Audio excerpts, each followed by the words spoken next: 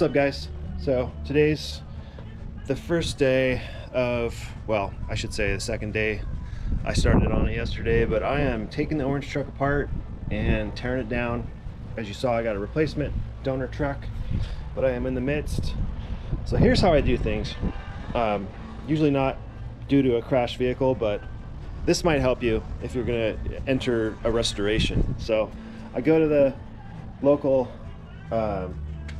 Homes Depot or Lowe's type place and I bought 3 of these bins for this. Pickup trucks are way simpler, they have less components compared to cars, but bought 3 of these guys. As you can see, put my parts in there, and then I stole my wife's saran wrap for the chrome. A lot of times this stuff is really not worth wrapping up, but if it is, put it in some saran wrap to keep it protected.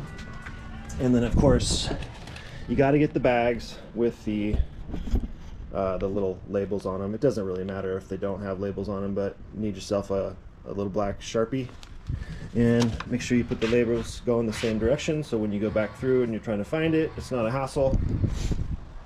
So pulling components off this thing, I've made most of my progress on the back. Try not to kill myself here. Took the doors off yesterday. Have a buggered up hinge there, which is fine. Cab is toast anyway, as you can see. Oof. And in here you can see how tore up it is. Seats, everything else needs to come out. Air conditioning, all the gauges are all fine. Switches and whatnot. Steering wheel, I think I'm going to repurpose the steering wheel maybe to the Charger until I find the right one. I'm not sure. Figure that out. But you can see pulling these fenders off yesterday. You can see where I step notched these guys in. Didn't quite have enough depth, as you can see. The reason for this is because I mocked it up for straight up travel, but what I didn't allow for is off camber travel, meaning this tire being higher than the other side, you know. So that's what the rub's from. But you can see some damage here. Got these guys off. Most of the inner structure is removed. This square tube basically is just so I can walk in here and gives me some sort of structural system. It's all removable. So when I designed these, I did weld these little angles on, but I used nut certs and didn't ever get around to powder coating them, which I will the next time. So but yeah, it's all scrapped now. The bed was widened 9 inches, so I do need to buy a couple of these tail panels, and then I bought 2 front bed panels and just made 2, and so my extra 9 inches came from the center basically. Let's see here. Took my trans cooler off the bedside here, just kind of sitting there. I'm not opening up any lines because I still need to move the truck, but I am going to start removing expensive components like shocks and bump stops, but all in the name of keeping it running until I get it in or get the cab off, and then I'll abandon that ship. But let's see, this side didn't get the worst of it actually. This is the better side. So both doors are ruined, but you can see another shot of how bad it is.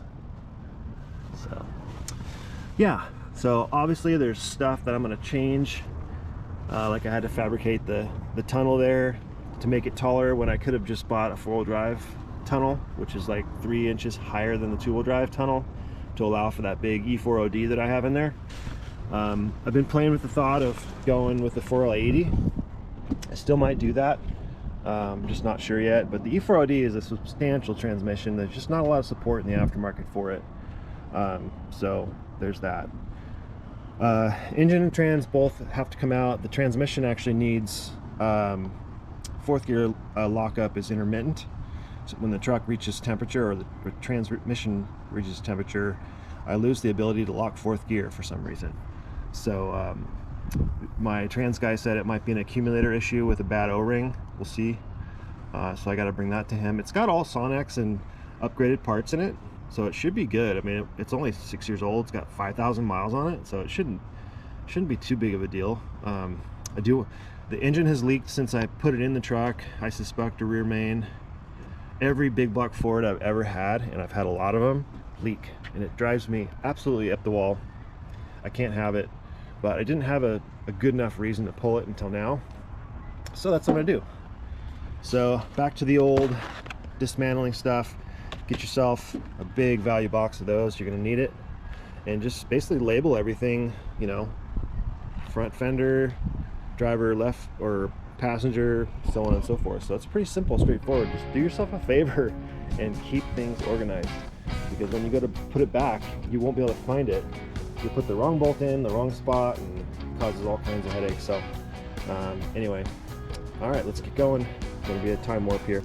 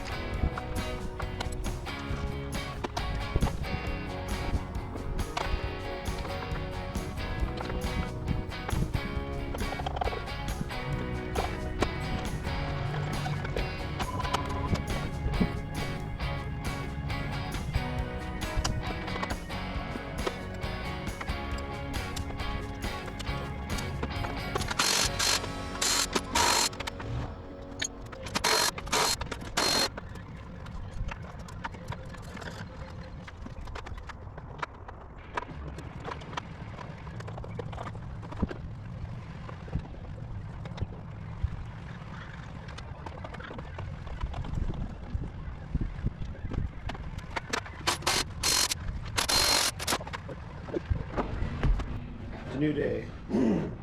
Back on the old Ford here. Pull some expensive parts off here. Just kind of getting worried they'll get taken.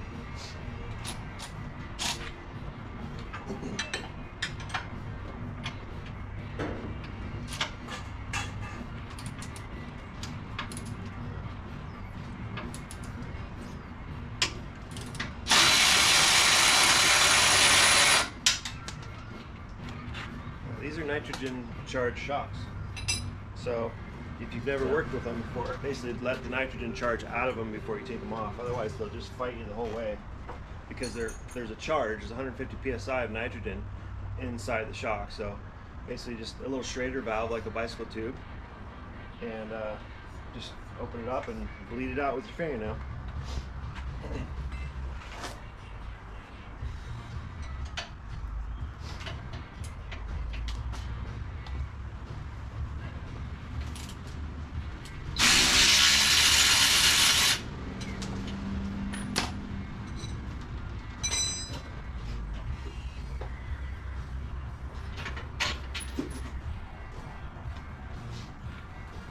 Grab some zip ties.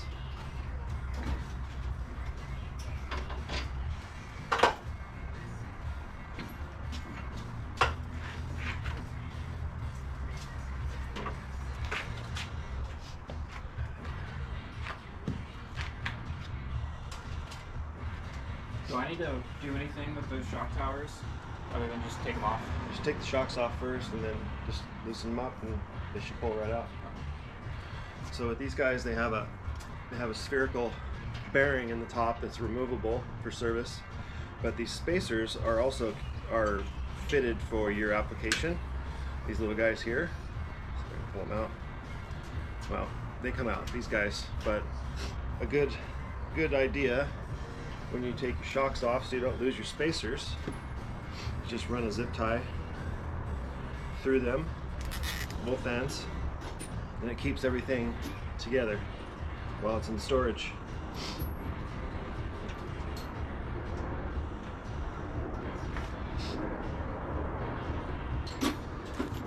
You can buy these spacers in any different lengths you'd like. They're really just for your application. So, one shock.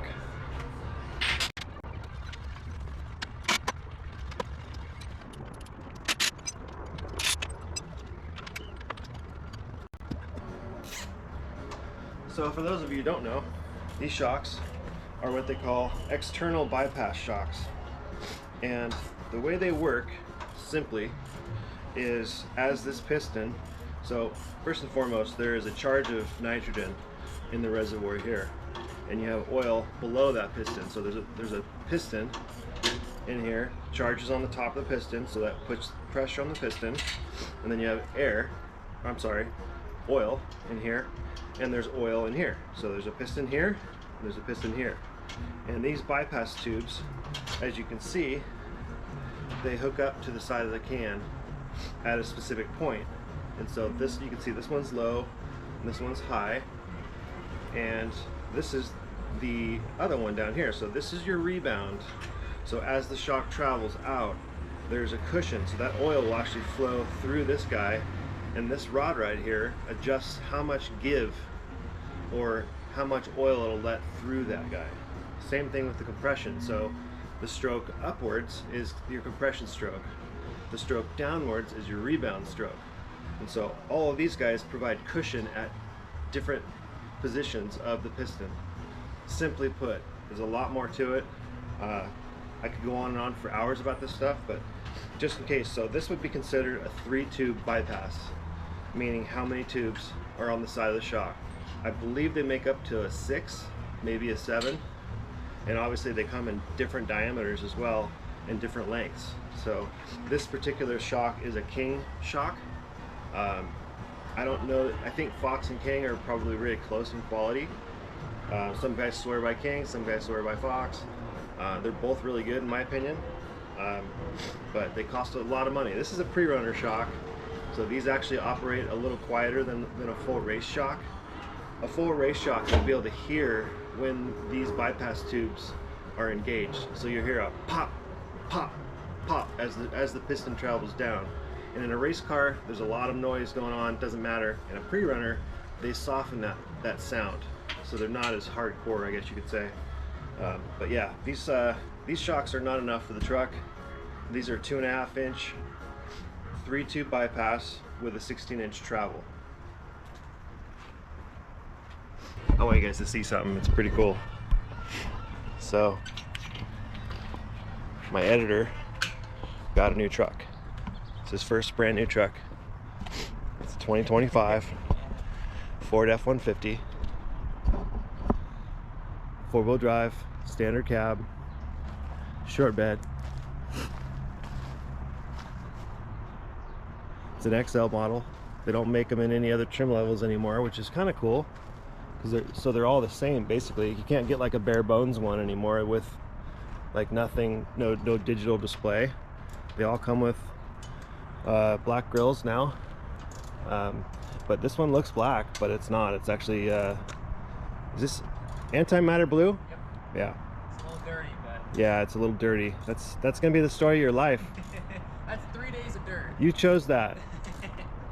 But yeah, this thing's legit. It's got a 5-liter Coyote in it. It's got your standard rubber floors. But look at that screen. This is a base truck, and they come with a 12-inch screen.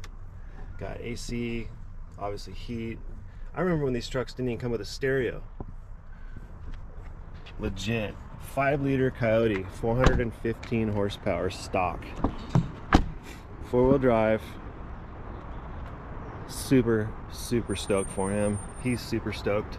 He actually financed it all by himself. We thought I'd have to co-sign for him, But no, his credit is good enough. He actually got this all on his own, so I'm really happy for him. But this truck gets down like you can't believe. But yeah, he's super stoked. I'm super stoked for him. Let the mods begin, and especially with that Freedom Transportation Act, if that passes, that is going to be so good for us, especially us Californians. But yeah, just thought I'd let you guys see that. It's pretty cool, huh? But this thing is fast, and thanks to Cletus, these trucks are actually super hard to get because everybody's lowering these four-wheel drive trucks. They're lowering them and putting superchargers and turbos on them, and they're still under warranty. Probably not the turbo part, but the superchargers done at the dealer are producing 700 horsepower. And thanks to Cletus, these trucks are hard to come by, so he was lucky enough to find one. But yeah, 5 liter. The EcoBoost is slightly faster still, however, doesn't sound like a 5 liter Coyote. So pretty cool, huh? I know there's Chevy guys out there like, ah, no. Let me tell you, Chevy doesn't make this truck in this configuration. So Ford's cornered the market on this. Pretty cool, huh? He's pulling the rear shocks out. We're gonna get the hoops out. We're gonna cut this bed off today. I need to start healing my sole. So getting all this sheet metal off that's bent and broken is gonna help start that healing process. And I'm gonna continue to work up here and get this thing torn apart. I do gotta keep it running until I can actually move it over here and then be able to pull it in and out. So, all right, back to it.